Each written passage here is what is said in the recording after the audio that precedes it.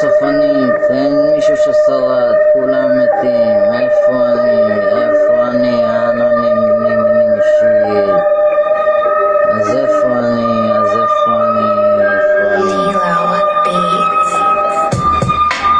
הרגשת התסכול שלי את אף אחד לא מעניינת, ואני לא מרגיש יותר כלום, אפילו את רגליי שעל האדמה מתחתיי מרגיש ערום, אפילו שקוף לאחר שהורדתי את המסכה עם החיוך מעליי. לא רציתי לזוז מהמקום בו עמדתי, ושום רצון לחוות שום שינוי. סביבה של ארץ ועצב שבה אני חי, ולזה התרגלתי, ואין מצב לשנות מקום מחייתי.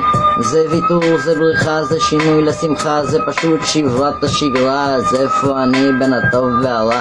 מהו שקר ומהי האמת בשבילי? למה רק בצעקה כלפי השמיים אני מצליח לבטא את רוגע נפשי?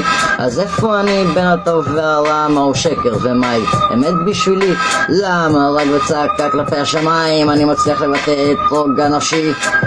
עד שאת יד השטן עליי לא הרגשתי אני, לא זיהיתי מהו מגע אלוהי, עד שפחד המוות עד עצמותיי לא חדר בי, לא טעמתי את מתיקות החיים, עד שלא הלכתי לאיבוד לגמרי, לא הצלחתי באמת גם למצוא את עצמי, עד שהתסכול לא הקע בי, ולתחתית עד שלא התרסקתי. לא הייתה הערכה או תודה בתוכי. אז איפה אני? בין הטוב והרע. הראש מסתובב וזה גובר, הפחד משתלט, הגוף רואה דברים זזים ולא מבין. יש חיים מסביבי אך אינני מבחין, בעיניי נכנס אבק ורואה רק צללים. אדם לאדם כלב, הזאבים בורחים, הירח בורח מפני השמיים, השמיים בורחים מפני האדמה, האדמה פוקעת ובולעת את עצמה, השמש את הלילה פתאום מעדיפה.